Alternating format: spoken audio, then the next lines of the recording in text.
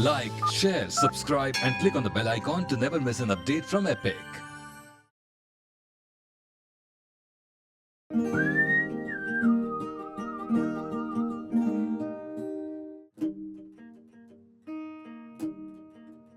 मैं अक्सर सोचता हूं, why do I cook? Is it because I'm a chef? Or is it to feed people? या मैं किसी ऐसे जायके की तलाश में हूं जो मुझे अभी मिला नहीं? It's not that. खाना मेरे लिए एक जरिया है जुड़ने का, लोगों से, जमीन से और अपने आप से। खाना मुझे जोड़ता है पुरानी यादों से और नए रिश्तों से।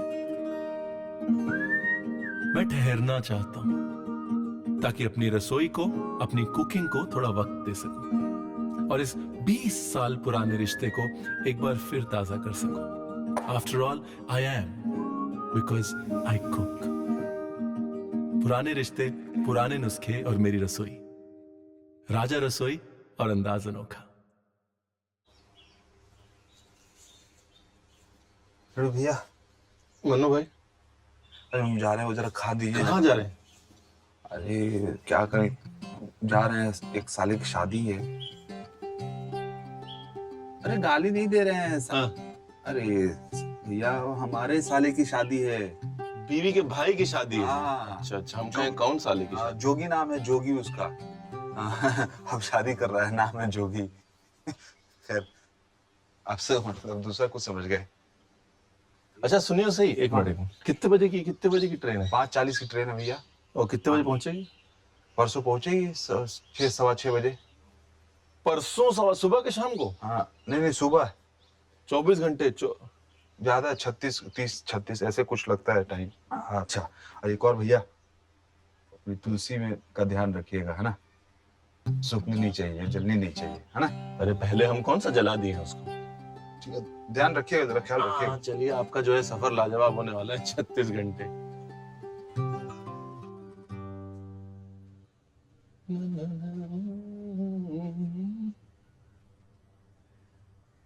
इस सफरी खाने की बात ही कुछ और है। मतलब मुझे याद है बचपन में ना, हमको ट्रेन में सफर करने का बड़ा शौक होता और हर छुट्टियों में वेट ही होता है कि ट्रेन पे कब बैठेंगे।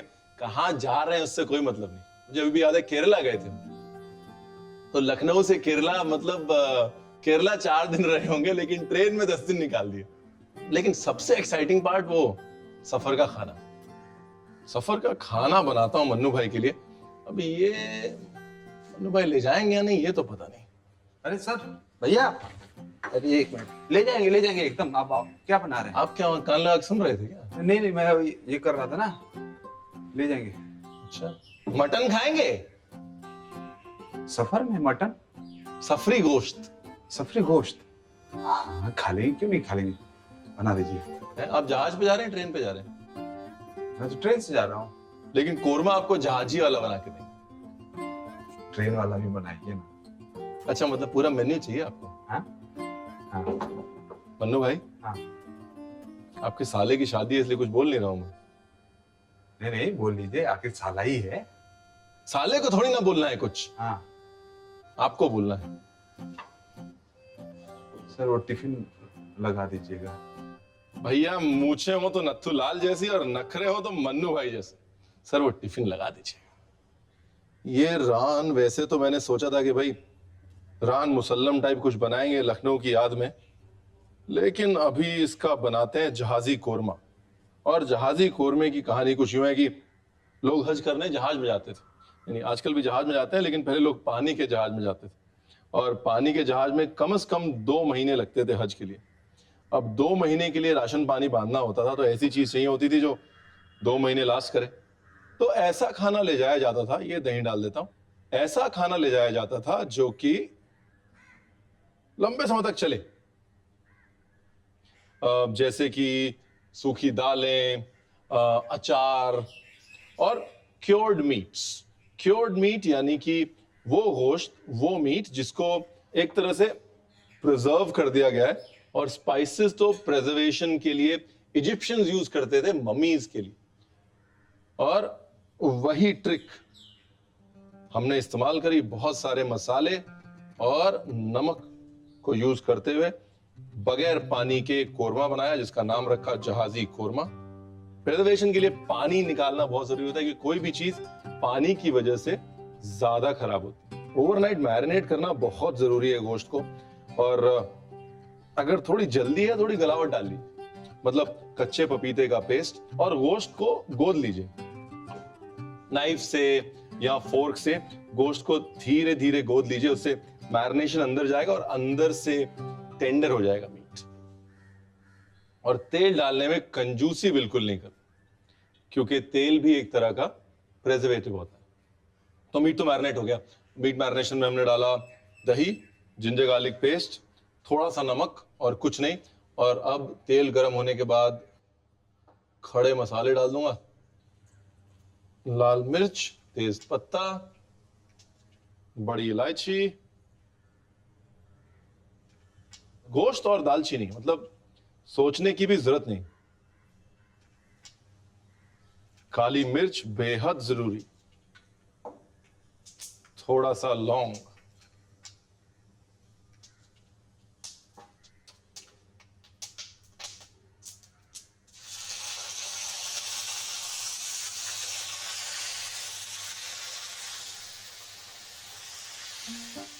यहाँ पे फॉर्मूला बहुत सिंपल है। पहले इसको नीचे से ब्राउन करूंगा, उसके बाद पलट दूंगा, अच्छा सा गोल्डन ब्राउन कलर।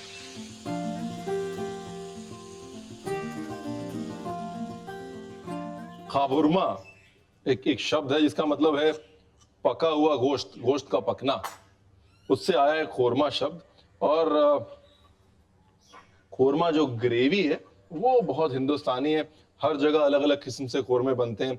कुछ लोग काजू का पेस्ट डालते हैं, हमारे लखनऊ में तो दही डाला जाता है। और ये दही डाल देते हैं अच्छे से गोश्त के ऊपर।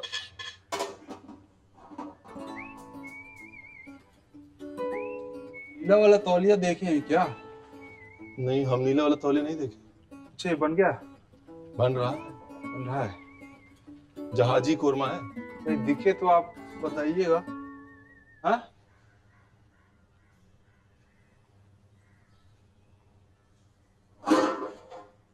नाइस। इसको हल्का सा उबाला दिया और अब दम लगाने की तैयारी करते हैं। मंगोलिया के मंगोल्स हमेशा सफर ही करते हैं, उन्होंने एक तरह से एक्सपर्टीज कर लिया है सफरी खाने पे। कहते हैं कि मंगोलिया में मीट को सुखा दिया जाता है, इतनी धूप होती है कि पत्थरों के ऊपर रख के मीट बिल्कुल सूख जाता है और इतना सा रह जाता है, और उसके बाद उसका सूप बनाया जाता है। और जब सूप बनता है तो पूरा पूरा न्यूट्रिशन उस सूप में आ जाता है। इसका दम जो है निकाल देते हैं बिल्कुल। दम देने का मकसद सिर्फ ये है कि एक तरह से अंडर प्रेशर कुकिंग हो जाती है, जब पहले प्रेशर कुकर नहीं होते थे। दूसरी चीज ये है कि दम में ऊपर कोयला डालते हैं ताकि खाना ऊपर और नीचे दोनों तरफ से पके। तो जब अवन नहीं होते थे तो क्या होता था, ऊपर से कोयला और नीचे से आंच, और बिल्कुल धीमी धीमी मध्यम मध्यम आंच। दम लगाने के बाद मैं 2 मिनट रुकता हूं। 2 मिनट रुक के ये पता लग जाता है कि भाप कहां कहां से निकल रही है, और वहां पर एक बार वापस सील करके and then you have to let food be. 45 minute तक छोड़ दो।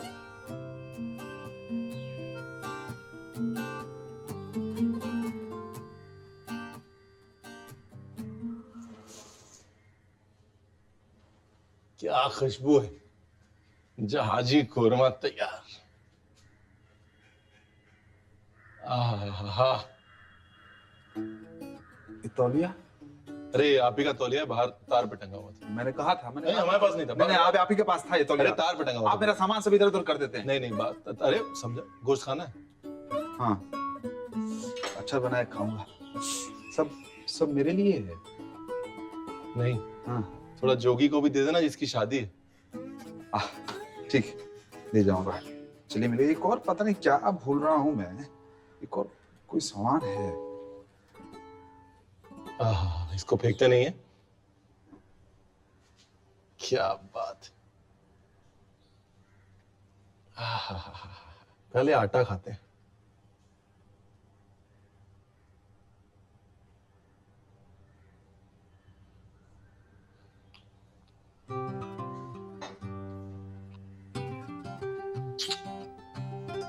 तो नई डिश बन गई। खा ले, खा ले।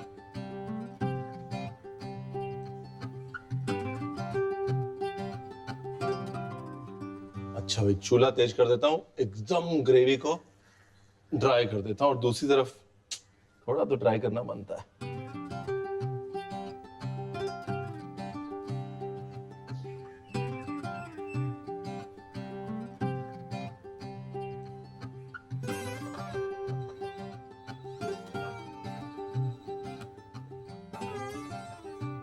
ऊपर थोड़ी सी काली मिर्च,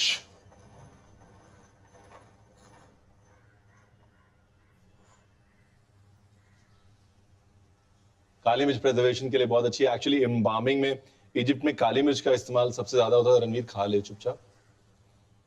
गोश्त जो है दम की वजह से ऊपर से लेकर नीचे तक बिल्कुल बराबर पकाए, और जब ग्रेवी सूख जाएगी गोश्त को उसमें लपेट लेंगे तो आंटी की गारंटी है 15 दिन तक कुछ नहीं होगा।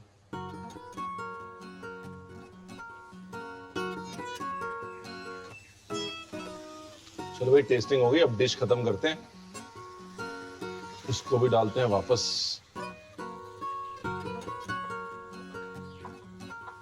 इसको ठंडा होने के लिए अंदर रख देता हूं।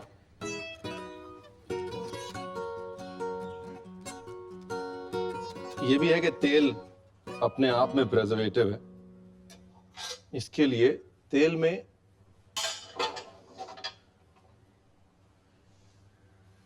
सच में मन्नू भाई को देना पड़ेगा।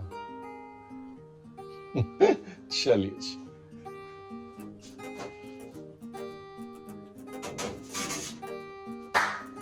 ओके, इसको रखते हैं पीछे। आटे का तो इस्तेमाल करना है रणवीर।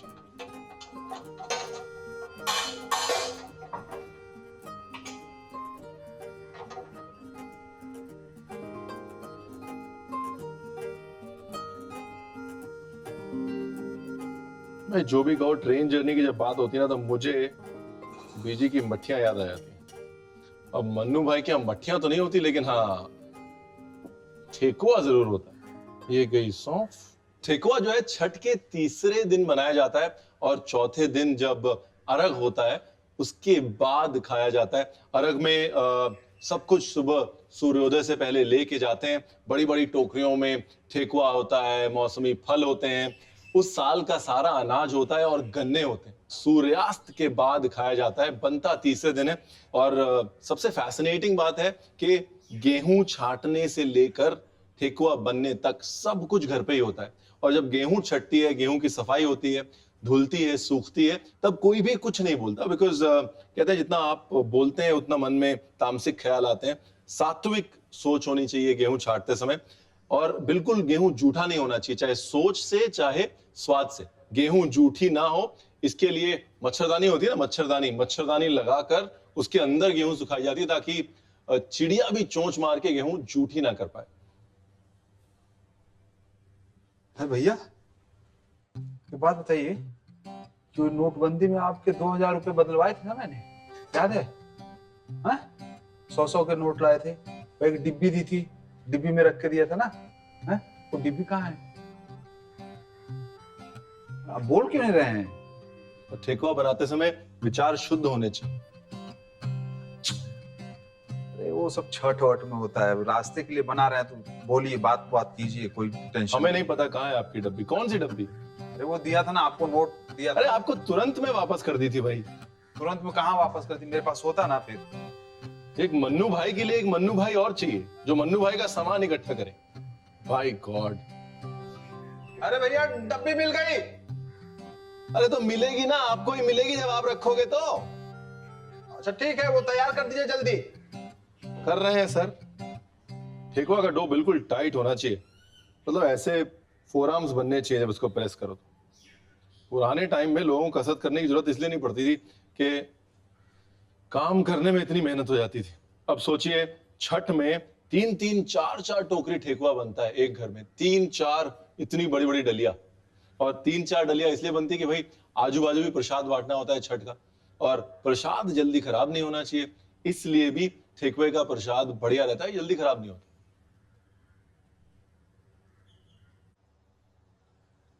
वैसे एक्चुअली लकड़ी के सांचे होते हैं बड़े सुंदर सुंदर, इसमें भी देखिए खराब होने वाला कुछ है नहीं। मिनिमम पानी डाला है, पानी से चीज खराब होती है, मिनिमम पानी है, साथ में गुड़ है जो प्रिजर्व करता है, सौंफ है जो अपने आप में एक प्रिजर्वेटिव है, और घी। वैसे छठ जो है ना वो सहनशीलता का टेस्ट, और वो सहनशीलता सिर्फ औरत में मिल सकती है। पहले दिन नहाओ खा होता है, जहां पे आपने नहा लिया, उसके बाद जो खा लिया वो खा लिया, उसके बाद कुछ नहीं खाना। उसके बाद अगले दिन शाम को गन्ने के रस में चावल बनते हैं और साथ में दाल भरी रोटी बनती है, वो भी प्रसाद के तौर पे थोड़ी सी खा ली तो खा ली। और तीसरे दिन ये सब बन जाता है, ठेकुआ और ये सब बन जाता है। शाम को सांझा होता है जब पूजा करने जाते हैं, और उसके बाद वापस आके पूरी मेहनत होती है, क्योंकि चौथे दिन सूर्योदय पे जाके जब अर्घ होता है तब घर की सबसे बड़ी स्त्री अन्न का दाना अपने मुंह में डालती है। That's endurance. कुल मिला के मतलब ये हुआ कि छठ के समय घर की सबसे बड़ी स्त्री जो व्रत रखती हैं वो एक प्रॉपर मील 3.5 दिन के बाद खाती है। और एक हमारे मन्नू भैया हैं जो एक दिन में 3.5 प्रॉपर मील कम से कम खाते हैं। गुड़, सौंफ, घी, आटा, चाहे प्रसाद बना लो, चाहे हलवा बना लो, चाहे लड्डू बना लो, चाहे ठेकुआ बना लो, चाहे मठरी बना लो, नेवर फेल्स। भैया हो गया, सब तैयार हो गया ना? खाना तैयार है आपका, जहाजी कोरमा है, हाँ, और साथ में ठेकुआ है। हाँ, और ठीक, कोई बात नहीं, हम अपनी रोटी बना लेते हैं। अरे यार ऐसे थोड़ी ना छोड़ेंगे, आप रोटी भी बना देते हैं, थेपला बना देते हैं आपको, गुजरात का थेपला एकदम नरम मुलायम। तो ठेकुआ, ठेपला और बस जहाजी कोरमा। वाह, नेशनल खाना हो जाएगा ट्रेन। भाई ये नहीं पता ना कौन बगल वाली सीट में कौन बैठा है, सबको खाना पसंद आना चाहिए। हाँ, ये बात सही कह रहे हैं। तो हम जाएं? क्या करने जा रहे हैं? लास्ट फाइनल चेकिंग कर लेना, कुछ सामान ना छूट गया हो कुछ। हाँ? थेपले के साथ में अचार जरूरी है, और अचार के लिए ये बढ़िया सी बिम्बली पड़ी है, बिम्बली को 1/4 काट लेता हूं।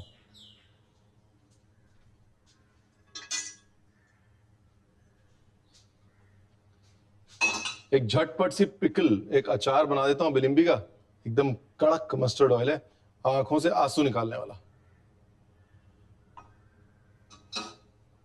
तब तक मसाले तैयार कर लेता हूं। सौंफ, कलौंजी,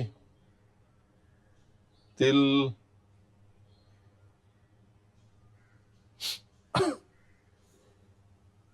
आगे आंसू,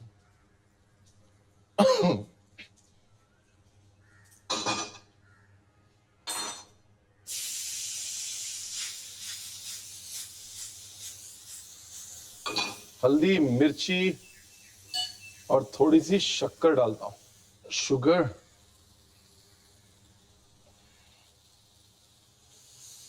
बिम्बली अपना पानी छोड़ेगी, शुगर पिघल जाएगी, काम खत्म।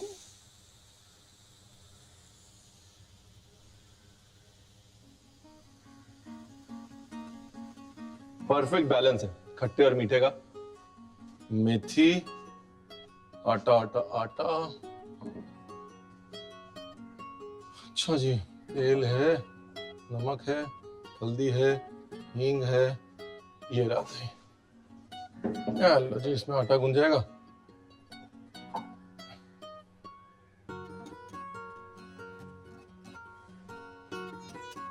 ये गया आटा। मेथी, हाँ वो सुबह का एमरैंथ पड़ा हुआ है, रेड एमरैंथ, ये भी डाल देता हूँ चॉप करके। शादियों में, जब सर्दियों में शादियां होती ज्यादातर, तो वहां पे चावल बनते हैं, रॉ वाले चावल। रॉ वाले चावल क्या होता है, गन्ने के जूस को सुबह सुबह बड़ी इसी कढ़ाई में चढ़ा दिया जाता है, और उसके अंदर चावल डाल दिए जाते हैं और खीर बनाई जाती है, जिसे कि नान का साइड मतलब लड़की की साइड और लड़के की साइड दोनों मिलके खाते हैं। और उसके बाद चाहे आपको भंगड़ा डालना है या गिद्दा, अंदर इतनी एनर्जी आ जाती है ना, बाय गॉड, शादी बन जाती है। ये थोड़ी हींग गई तो भाई इसके अंदर नमक हो गया, हींग हो गई, हल्दी हो गई, मिर्ची हो गई, मेथी हो गई, रेड एमरैंथ या लाल बथुआ हो गया, और अब थोड़ा तेल।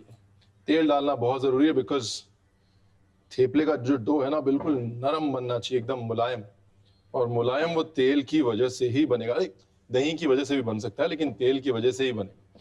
अगर थेपला बहुत लंबे समय तक चलाना है तो दही ना डालें, सीधा पानी डालें, और हल्की सी खटास के लिए खटाई या थोड़ा सा नींबू।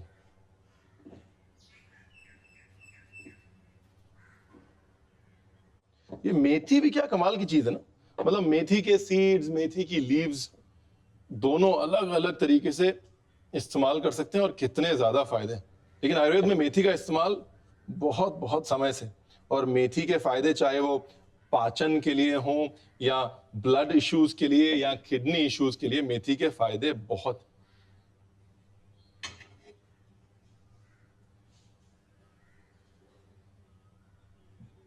ये काम करने में मुझे बड़ी बोरियत होती है, गोल रोटी बनाने में। घर में भी सारे काम मैं करता था, सारे काम, सबकी मदद, लेकिन जब रोटी बनाने की बारी आई तो मैं दिखता नहीं था।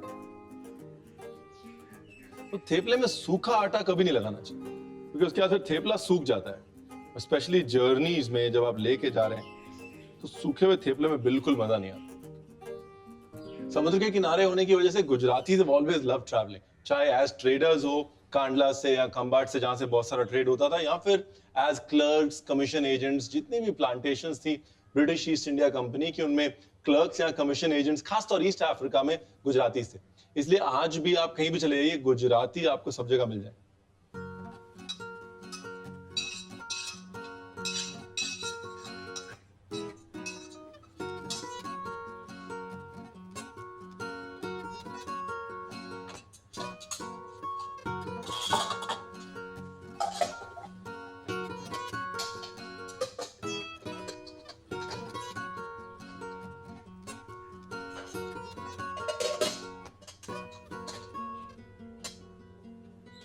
चलो भैया, अब मन्नू भाई चले जोगी की शादी।